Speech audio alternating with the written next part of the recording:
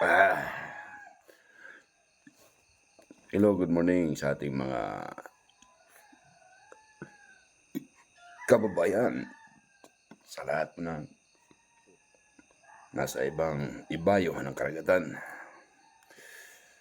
Good morning, shout out po sila dyan. Good morning, Philippines. Magulong Philippines. One only. Philippines only.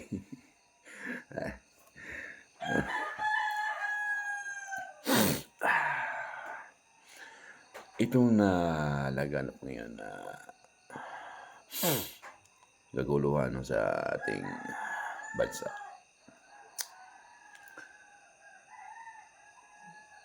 Ang dahil po sa isang gawain na hindi maganda para sa kapwa.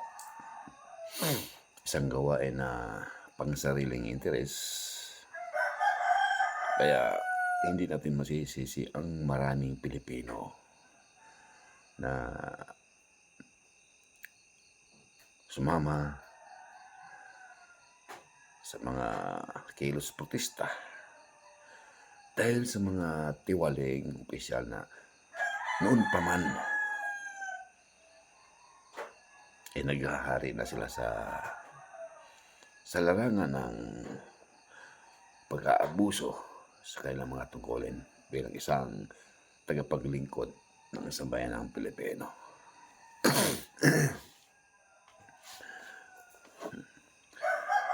Alam na iniisip ng mga tao noon, mga lula pa, mga lolo pa noon, wala pa tayo noon, mayroon ng bahid na katiwalian. Hanggang ngayon ba naman binuhay ang ganung mga gawain sa sambayan ng Pilipino na naghahangad na magbago mula noon nakaupo si Senyor Marcos. Hanggang ngayon ba naman na nasa anak na naman, nababahiran na naman ng history ng kanyang mga gawain. Kaya ang bugso ng tao ngayon hindi mapigilan. Hindi mapigilan ang kanilang damdamin dahil nga sa history mga nakaraan. Parang ang puot ng kanilang damdamin parang umusbong dahil mayroon ng history sa tatay. Ngayon ba, pati ba naman history binuhay ng nakaupong anak.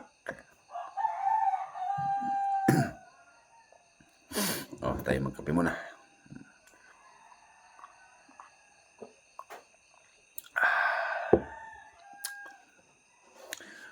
Ang problema lang sa atin kasi sa ating bansa, hindi katulad sa ibang bansa na hindi na nagpalit-palit ng presidente. I mean, tulad ng China, naka-stable ang prime minister nila, yung presidente nila, no? Kaya yung batas naging stable din. Kung ano yung batas na maganda, na tuloy-tuloy. Dahil walang magbabago kasi siya pa rin ang nakaupo dito sa atin, for example lamang, panukala ni Tatay Digong Duterte, sumaayon sa lahat at maraming tao, maraming Pilipino nagmamahal sa kanya dahil sa kanyang pamalakad, no? Nabawasan ang korupsyon, nabawasan ang kriminalidad. Kung may krimen man, yun ay mga kasalot sa lipunan. Ang nawawala.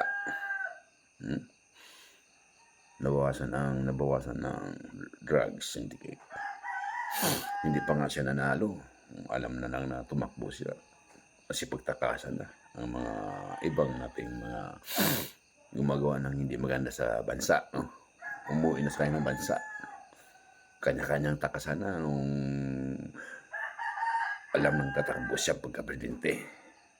Doon pa lang, ang tao, parang mayroong takot talaga kapag ang isang presidente may panindigan, may prinsipyo, at may pagmamahal sa bayan. Kasi ang ginawa ni Tatay Digong, pagmamahal yun sa bayan dahil hindi niya papayagan na makapasok ang drugs. Dahil ang laki ng epekto sa pamilya eh. Nandun yung busog ka lagi. Paano yung anak mo ay gutom? Mapupunta sa pagka nasira ng bait. Ikaw, busog ka.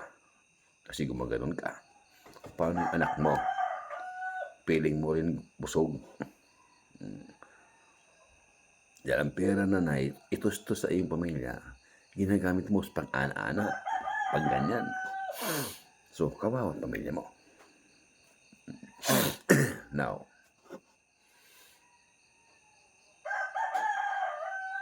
ang kaibahan lang sa ating batas kasi, kung yung sanang si panahon ng Duterte, Tatay Digong, kung tawagin, kung ang batas sana ng Pilipinas, may pwedeng tumakbo ulit ang isang presidente,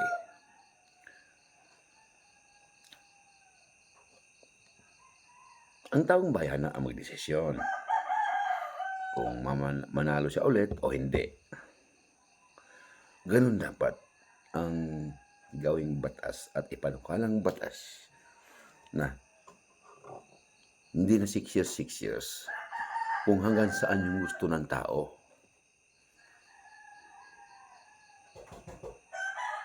Basta pwede pa siyang tumakbo hanggat gusto ng tao.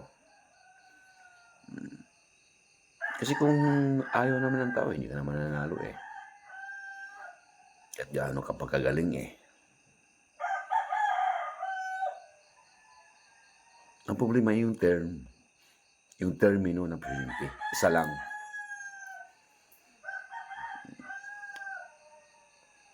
Kaya ang nangyari ng batas, yung ginawa ng presidente na isang magaling at isang magandang ginagawa, nabawasan na yung ganyan, nabawasan na lahat, nagbabago na lahat. Pag iba naman ang maging presidente, hindi natin alam kung matino siya hindi. Paano kung hindi matino yung bagong papalit naman na presidente? Babalik po tayo sa umpisa. Yung pinaghirapan ng dating presidente, for example, Tatay Digong, yung pinaghirapan niya, babalik na naman ulit dahil ang uupo na presidente bago, tiwali. For example, tiwali. So paano magbago ang Pilipinas kung ganun ang sistema?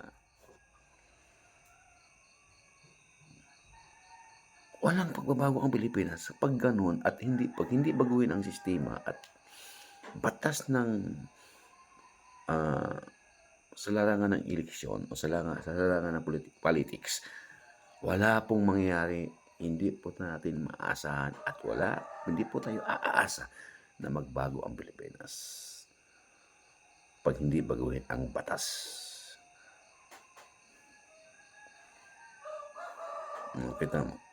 Kita nyo naman, maraming humahanga kay Tatay Digong sa kanyang ginagawa nung siya umupo bilang isang presidente ng Pilipinas. Hanggang hinangaan ng mga tao. Dahil nakikita ng mga tao kung ano ang kanyang papel, kung ano ang kanyang ginagawa sa bansa. Nagbago. Malaki ang pinagbago nung siya naupo. Ngayon, bumalik na naman tayo sa kanyang pinaghirapan.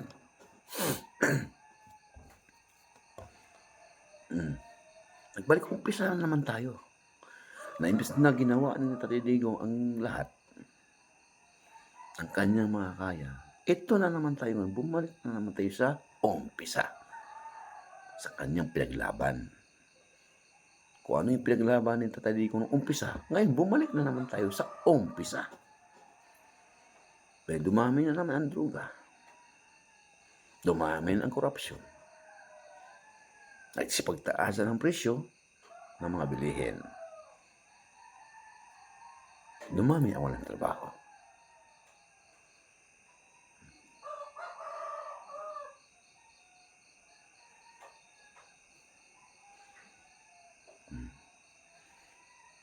Dahil wala po tayong nakikitang solid na aksyon mula sa namumuno.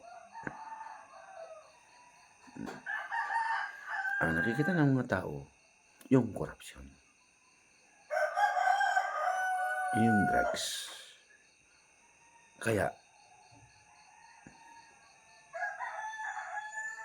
hinangaan ang mga pamilya Duterte dahil doon sa sistema bumalik sa umpisa ang sitwasyon ng Pilipinas nung wala na si Tatay Digong.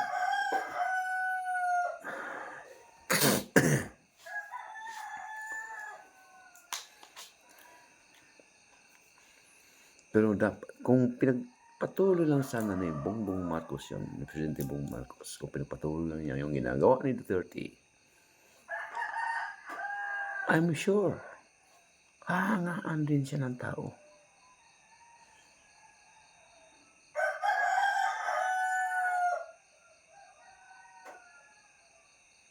Wala na kasing ibang hinahanap ngayon ang mga tao, kundi ang pagbabago. Dahil sawa na sila sa kahirapan, sawa na kami sa kaguluhan, sawa na kami sa korupsyon, sa kawatan ng lipunan.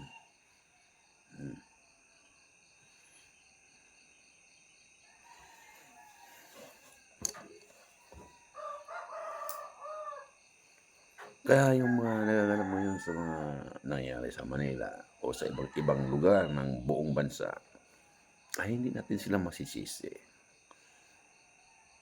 Dahil talagang naghahanap ang tao ngayon ng solusyon ng matibay, may batas na sulit na manggagaling sa isang pangulo, manggagaling sa lahat ng nakaupo sa gobyerno. Yung anis sa lahat ng Pilipino. Yung may tapang sa lahat ng mga Pilipino. Yun ang hinihintay, hinahanap ng tao at ng buong bansang Pilipinas.